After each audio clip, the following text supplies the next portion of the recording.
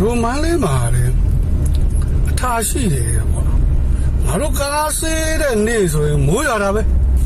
ငါတို့မန်းလေးသားတွေကားရေဆေးတဲ့နေ့ဆိုရင်အဲ့ဒါမိုးရွာပြီတေချာပေါ့ပဲမပူနဲ့ငါတို့ကားလေးတွေမြစ်ပတ်နေလို့ဆေးပြီဆိုရင်မိုးကရွာပြီနော်အဲ့မိုးရွာလို့လမ်းပေါ်ထွက်ကြည့်လို့ကတော့လူရောက်တယ်ရတာတွေ့မယ်ထီတလက်မတွေ့ရဘူးတို့မျိုးကထီမဆောင်ဘူးကွာမိုးရွာလို့ထီဆောင်တဲ့အကျဉ်းကတို့မျိုးမှာမရှိဘူးနော်မိန်းကလေးယောက်ျားလေးထီမဆောင်ထီမပါဘူးလားမေးလို့ကတော့တို့ဖြေတာလေးရှင်းနေခေါင်းပေါ်မှာအိုင်မပါဘူးဆိုရုံပြင်ပို့ပြီးဘာမှမဖြစ်နိုင်ဘူးလေနော်တို့ကတော့ခေါင်းပေါ်မှာအိုင်မပါဘူးဆိုတော့မူသုံးတာပေါ့တို့မန်းလေးက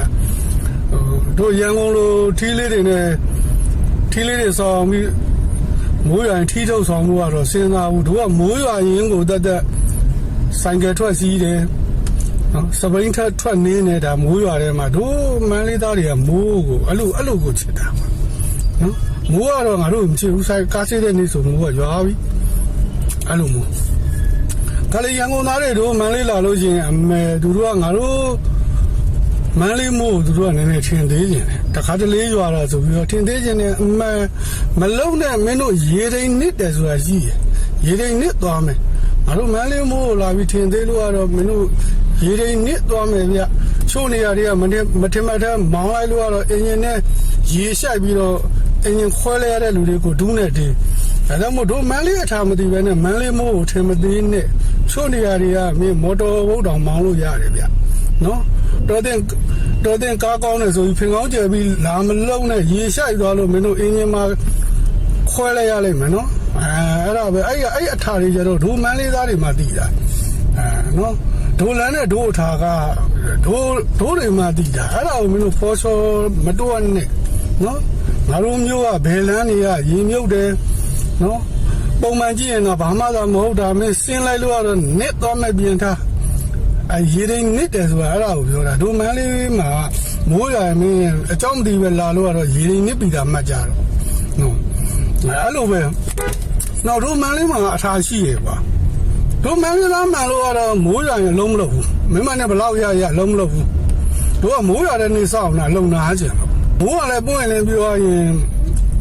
တနေ့လုံးမမျောလဲရတယ်လေဝင်းနာရှိလို့ရွာတာမို့ငါတို့ကားဆေးတဲ့အချိန်တို့ဘာမှမကြွားတာဒါလေးတွေကမန်းလေးသားတွေရဲ့အထာပေါ့ကွာ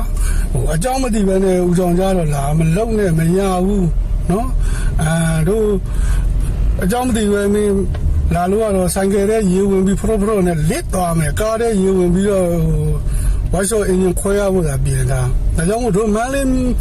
မျိုးကမိုးကိုလည်းထင်သေးလို့မရဘူးကွာတို့ထားနေတို့ရှိမင်းတို့ကမသိဘူးနော်နောက်တို့ကြီးမှာခုနောက်ပိုင်းဆိုရင်မင်းတို့supply ချက်တွေကရှိတယ်မော်တော်ဘီကယ်တွေကလည်းဒါငါတို့စီကန်းရှိအောင်လို့ပေါ့ကွာဒါသူတို့ကလည်းရင်စီကန်းလမ်းစီကန်းမှအောင်လို့ဆိုပြီးတော့ထိန်းတာပေါ့ဒါပေမဲ့ထိန်းမယ်သူတို့ကပုံပြီးတော့ငါတို့ကိုထိန်းတယ်ငါတို့ပုံနေတာငါတို့အနီးနားရောက်မှာခွက်ခနဲ့ထွက်လာပြီးဖမ်းတာပေါ့ကွာတို့စီကန်းရှိတဲ့ပြင်သူကလျှက်တစ်ပြက်စီကန်းရှိအောင်လုပ်တာပေါ့နော်တို့ကလည်းဘယ်ရမှာတော့တို့မန်းလေးသားတွေကမင်းစီလုံးချက်ကတော့ရှေ့မှာ supply ချက်ရှိလို့တော့မင်းမရောက်ခင်နှစ်ပြသုံးပြကလေးကရှေ့မှာရှိတယ်နော်ရှေ့မှာဖမ်းနေတော့ဒါငါတို့အထာငါတို့ကအဲ့ဒါကိုအော်တိုမဆောင်တဲ့လူလိုင်စင်မပါတဲ့လူတော့ဖို့စီးတဲ့လူငါတို့အကုန်လုံးတယောက်နဲ့တယောက်လမ်းတွေ့တဲ့လူအကုန်လုံးကပြောတာတယောက်တည်းမဟုတ်တော့အကုန်လုံးပြောတာတို့မန်းလေးသားတွေပရာဟိတစိတ်ချီချက်ကတော့မင်းမော်တော်ဘီကယ်ရှေ့ဖမ်းလို့ကတော့မင်းကြိုပြောပြီးသားပဲမင်း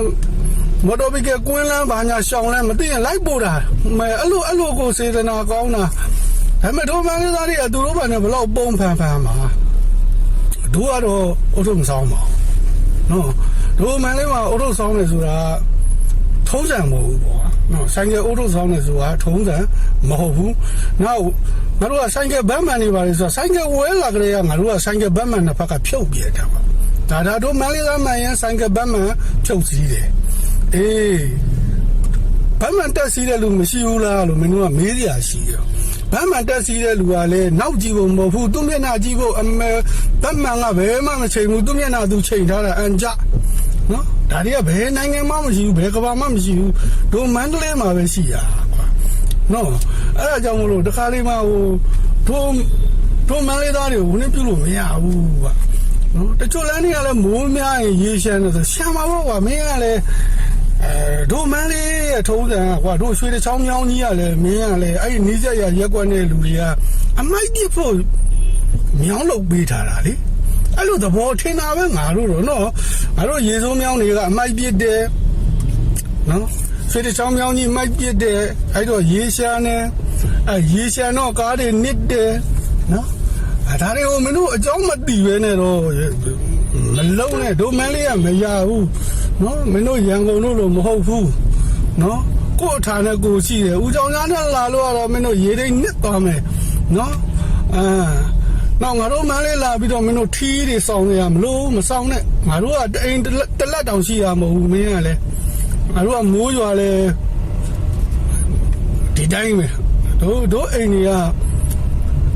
လူ9ယောက်ရှိလို့ထီးတက်လက်မရှိဘူးတို့ကတခါလေထီးကအိမ်မှာရှိတယ်ဆိုရင်လည်းအဲ့ဒါဟိုတို့မိုးကားဆိုင်နေတို့နော်ဟိုဥမာလျှက်စစ်ပစ္စည်းဆိုင်နေလက်ဆောင်ပေးရင်တော့တို့ကရှိတယ်တို့စီကထီးကြည့်လိုက်လို့ကတော့မင်းအဲ့ကြောညာတစ်စိမ့်နဲ့ဟာပဲမြင်ရမှာပဲအဲ့တို့ကမင်းထီးရတော့ဝယ်မကောင်းဘူးပြမင်းတို့လို့ကုန်ကြဘလို့မို့ပေါ့ကွာဒါကဟိုစီးပွားရေးအတွက်နဲ့တော်လို့ရှိရင်နည်းနည်းစိတ်ဆက်တဲ့သဘောပေါ့အကုန်ကြမများချင်ဘူးကွာတို့ကထီးနဲ့သူများလက်ဆောင်ပေးမှာပဲနော်အဲ့လိုပဲကွာထီးဆိုလဲတို့ပဲဆိုင်ကဆိုလဲတို့ကအိုတိုမဆောင်ဘူးအိုတိုကရှိဦးရဲ့အိမ်မှာဆိုင်က3စီးရှိလို့အိုတိုက2လုံးရှိအိုတိုဖို့တို့ကချွေးတာတဲ့သဘောပေါ့ကွာမတော်လို့မိတော့လဲရေတဲ့ယောက်ျားဟိုဖို့ပြကြမွဲလို့ညီးစလုံးမိုးမင်းမော်တော်ဘိကညီးတာသူတို့တော့ကိုယ်မိုးဖို့ပေးရမယ့်စတိုင်တော့ဖြစ်သွားတာပေါ့နော်အဲ့လိုလေးလေဒိုမန်လေးသားတွေကညီးတတ်တယ်ကွာနော်အိမ်မှာဘယ်လောက်ရှိနော်မိလို့ကတော့တို့ကညီးပြီးငိုပြီးမိုးတော်ပြန်ပေးမပေးရရင်ကန်ကောဒါတို့ထားလိအဲ့ဒီမင်းဟိုလိုင်းကားကြီးတွေတို့ဒိုင်နာကြီးတွေတို့နော်အဲ့လိုကားကြီးတွေမောင်းတဲ့ကောင်တွေကြလဲမင်းမာနာကြီးရဗျဘေကောမကိုစားဘူးမဆိုင်ဘူးကတက်မလုံးနဲ့ခေါင်းလေးမစွန်းနဲ့မင်းတိုက်ဖြဲပြင်မှာတေချင်လို့လားဆိုတဲ့အထာဗျမာနာကြီးတယ်အကောင်တွေကအေးမတော်လို့တိုက်မိရင်တော့ကျွန်တော်ကလာခစားပါလို့ကျွန်တော်ကခုမှဟိုဘလို့ကိုဒုက္ခရောက်လာတာပါနဲ့မင်းအရော်ရဖို့တော့မမြင်နဲ့အဲ့ကြရင်တော့မင်းညီးပြီအဲ့ရေစယောက်ျားမွေးပြကြတာထက်ကိုညီးပြီနော်မဖြစ်ရင်တော့မင်းခုကိုပိုင်ဂျက်လီမောင်းတော့ကိုမောင်းကျူးလာဒါတို့ထားရရှိရေကွာအဲ့တော့မင်းတို့ဦးကြောင်ကြားနဲ့ငါတို့မျိုးမလာနဲ့လာရင်လည်းငါပြောတာငါ့အိုတော့နည်းနည်းမေးကြအောင်ကွာငါပြောပြမယ်နော်အဲ့လိုလေးတွေရှိတယ်ကွာ